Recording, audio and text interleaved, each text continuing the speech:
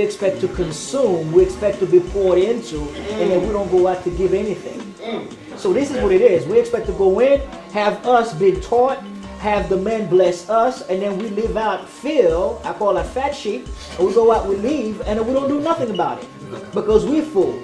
So we don't have to do anything. So I'm going to go to the church, I'm going to have the man do this and that, and I have expectations that the church has to be a certain way. People have to dress a certain way. People have to do a certain thing.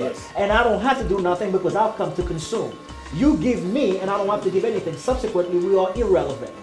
Because when we leave the church, we're not trying to pour into anybody else or blessing the community. We're just out there to consume ourselves. So we keep growing. It's all about us. And when people look at us, they don't see any difference from what we were to what we are today. Exactly. All they can see is we have more material stuff, but they don't see the difference in our spirit. The substance that they're right. Exactly. The substance that changed. Well, like what he said, there's no distinguish.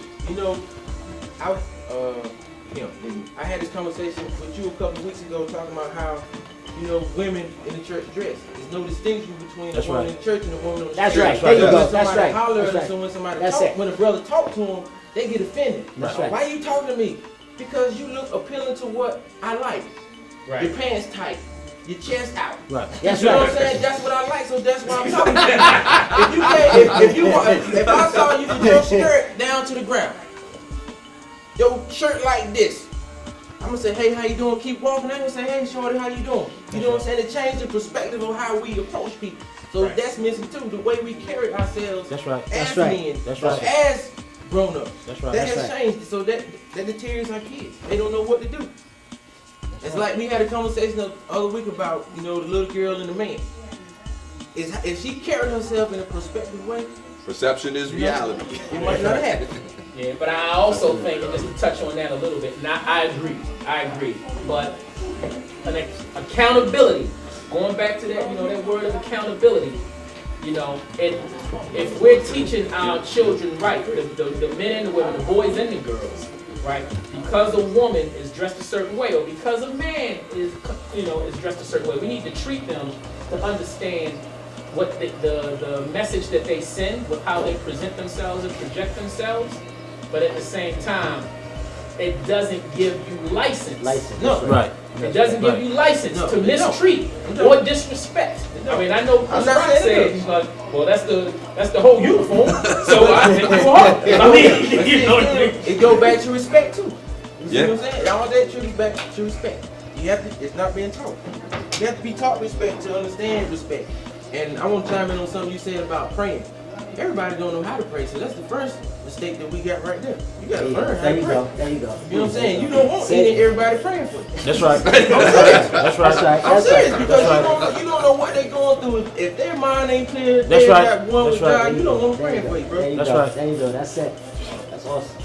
No, that's real. That's real. And then, like I said, we don't know how to pray, and we don't know what we're praying for.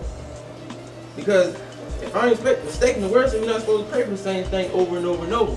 But if it's not going right in your life, you drop down on your knees every night and pray for the same thing. Every night. Well, why did they do that though? I mean, it's because they don't understand the whole process. Right. The spirituality of our community has been dysfunctional for a while. We're more praying about prosperity than we are about growing spiritually. Right. Our spirituality is dysfunctional. We don't know what is our priority anymore. And again, we're trying to measure our lives by other people's standards. I have this saying, stop looking at your life in somebody else's mirror. The Johnson. Stop looking at your life in somebody else's mirror. Because what you see, you may not like. Right. Because you're looking at, if you compare your life to Bill Gates, even if you're a millionaire, you think that you ain't doing nothing. Right.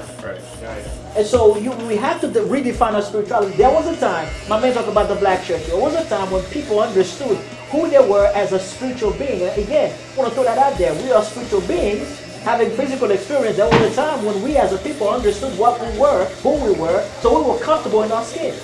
We didn't mind growing into each other. We didn't mind growing and sharing and loving because our spirituality was solid. Now it's about money coming.